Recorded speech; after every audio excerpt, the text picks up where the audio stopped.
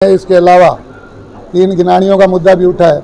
एक ward number 36 में एक पानी का बड़ा मुद्दा है जो बार बार मीडिया में भी आपके द्वारा उठाया गया, और उसके लिए मैंने 5 पार्षदों की एक कमेटी भी बनाई थी जिसमें उपाध्यक्ष महोदय को उसका अध्यक्ष बनाया।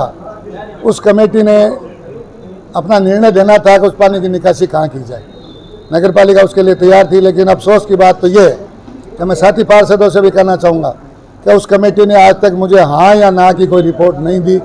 अगर उनके लेवल की बात नहीं है या उनके समझ की बात नहीं है तो उनको रिपोर्ट ज़रूर देनी चाहिए थी। एक गंभीर मुद्दा ये भी है, 3-4 गिनानियों का गंभीर मुद्दा है। सफाई और बिजली की बात जो हमारे साथी पार्षदों ने उठाई है, निश्चित रूप से हम थोड़ा इसमें पिछड़े हैं और भाई हंसराज जी ने ये मांग रखी है, तो मैं साथियों से विचार विमर्श करके पक्ष और विपक्ष दोनों को साथ लेके एक सफाई की एक कमेटी हम जो बनाने जा रहे हैं और जिसकी घोषणा 2-3 दिन में हम कर देंगे। सफाई का काम भी हम अगले 2 महीने में सुधारने का भरपूर प्रयास करेंगे, यही मैं आपको विश्वास दिला सकता हूँ। नहीं, मैं जिम्मेदार किसी को नहीं ठहरा सकता। जैसा कि हकीकत है, स्थानांतरण एक स्वाभाविक प्रक्रिया है। मामला विवाद चूरू का है, हमारा नहीं था। हमारा काम बहुत विधिवत चल रहा था। चूरू में कोई आयुक्त हटाने का मामला था, वहाँ पहले भिवाड़ी के आयुक्त को लगाया गया, जो शायद मेरे हिसाब से सभापति महोदया को स्वीकार्य नहीं था।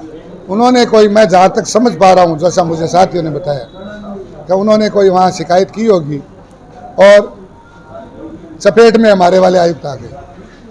क्यों कि बार बार भाई महावीर जी ने भी बताया, राजेश जी ने बताया कि विधायक महोदय ने ट्रांसफर नहीं कराया। मैं ये नहीं मानता कि भाई हमने किसी ने करवाया, लेकिन ट्रांसफर हुआ है, इस सच्चाई से इनकार नहीं किया जा सकता। मगर आज ही ड्यूटी जब आयुक्त लगे थे तब भी मामला यही आया था, किसी ने भी जिम्मेदारी नहीं ली, भी मैंने लगाया। चलो किसी ने भी लगाया, अधिकारी आए, काम शुरू हो गया। अब यह बढ़िया अधिकारी आए जा रहे हैं, ये भी गलत हो रहा है। तो ये चूरू का मामले की चूरू की आग शायद लपटे यहाँ तक आई है, मुझे ऐसा लग रहा है। सर, जो पिछले लंबे समय से रही, मैं निश्चित रूप से आशा करता हूँ कि जो हमने आत्ममंथन आज बैठ के सभी ने किया है, और मैंने एक शब्द भी कहा है कि हर व्यक्ति अपने अपनी आत्मा पे हाथ रख के सोचें कि मैंने कहाँ गलत किया। अगर ये आज जो मेरा मैसेज है ये अगर हृदय तक किसी के गया तो निश्चित रूप से मेरी आशा है कि अगले 15 दिनों में मामला शांत होगा। उपाध्यक्ष महोदय, मुझे तक जानकारी है, शहर से बाहर हैं, और उपाध्यक्ष महोदय का इसमें कहीं मुझे कोई गलत रोल नज़र नहीं आ रहा है। सोशल मीडिया पर जो छिड़काकेशी है, क्या सभी से अपील की है, उसमें चाहे गुट है ही नहीं हमारे, मैं गुट नहीं मानता, ये गुट नहीं मानता, ये कई सोशल मीडिया प्रेमी है जिसमें 1% मैं भी हूँ। 1% महीने 2 महीने में कोई एक बार, तो मैं अपने आप पे कंट्रोल करूँगा। और सभी से मैंने हाथ जोड़ के अपील की है, कम से कम सोशल मीडिया पे कमेंट या फिर पोस्ट डालने से बचें। सर, आपके पार्षदों ने आज आप पर कार्यों, विकास कार्यों में नहीं, कार्यों में भेदभाव का आरोप लगाना एक अलग बात है। भेदभाव किया नहीं गया।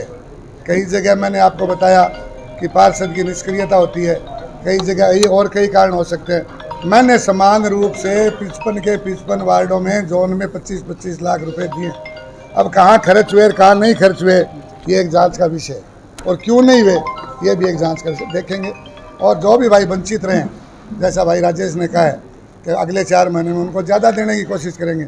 उनके वार्डों का स्वयं मैं मौका मुआयना करूँगा, जहाँ उनके वार्डों में काम किया जा सकता है।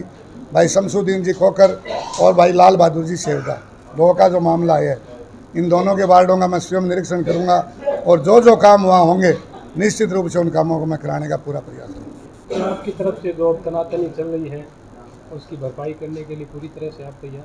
देखिए, न तो मेरी तरफ से कोई तनातनी थी, न मेरी तरफ से कोई तनातनी है। ये माहौल क्यों बना, किस प्रकार बना, मैं खुद जब मेरी गलती ढूंढ रहा हूँ, मैंने आपको कहा है कि मेरे से भूल कहाँ हुई, ऐसी क्या भूल हुई जो मुझे ये सज़ा मिली। मैं ये जान रहा हूँ कि जो चेयरमैन 7 फरवरी 2021 से लेके और उपचुनाव के रिजल्ट तक एकदम सही था, पूरी जनता में वाई उसकी हो रही थी। शहर के काम जो आज तक ऐतिहासिक काम किसी ने हाथ में नहीं लिए, कच्चा स्टैंड हो, करवा पार्क हो, बीकानेर बस स्टैंड हो, मेरे साथियों से मिलकर मैंने काम किए हैं।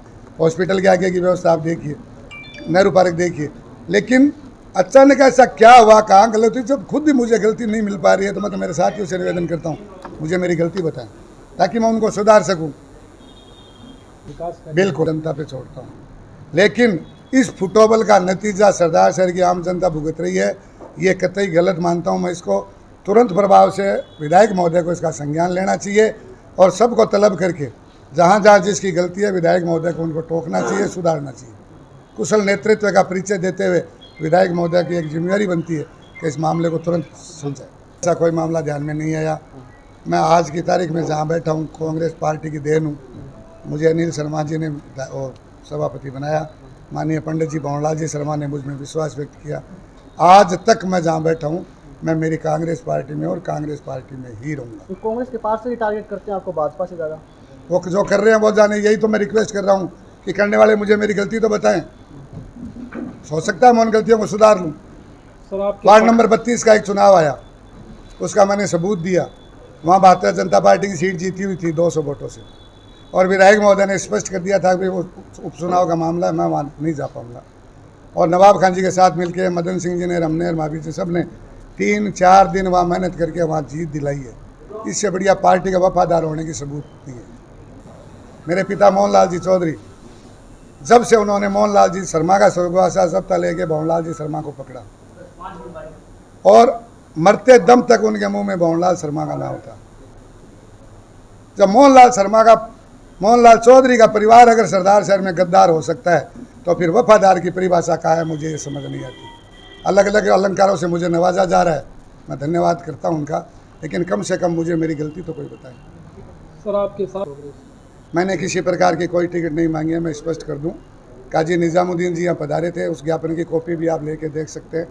हमने उस ज्ञापन में जितने भी असंतुष्ट साथी थे साथ मिलके, और हमने ये एक मांग की थी पार्टी से कि सरदार शहर में सब कुछ सही नहीं चल रहा है, हाई कमांड को इसमें इंटरफेयर करके इसको डैमेज कंट्रोल करना चाहिए। और ऐसे हालात में अगर अनिल जी शर्मा को चुनाव लड़ाया जाता है तो निश्चित रूप से लॉस होगा, हमने ये लिखा है उसमें। और इसके अलावा नया मैंने कोई टिकट की मांग की, अगर मेरे साथ गए किसी साथी ने कर दी तो वो कर दी होगी, उसका मैं क्या कर सकता हूँ। विधायक पर कार्यकर्ताओं की अनदेखी का आरोप लगाया गया है। निश्चित ऐसे 10 कार्यकर्ता है जो आज वहाँ से जगह छोड़ने को मजबूर हुए हैं। ये मुझे नहीं देखना है, मेरे विधायक छोटे भाई हैं, मेरी 45 साल की उनके साथ दोस्ती है। मैं उनको ये आगाह करना चाह रहा हूँ कि उनको समय रहते इसका ध्यान करना चाहिए। हमें आगे बहुत उनका कैरियर है लंबा, भगवान करे वो मुख्यमंत्री बने, लेकिन जो हालात बन रहे हैं उस हालातों को डैमेज कंट्रोल करना ही होगा, और नहीं करे तो उसका खामियाजा भी भुगतने को हमको तैयार रहना।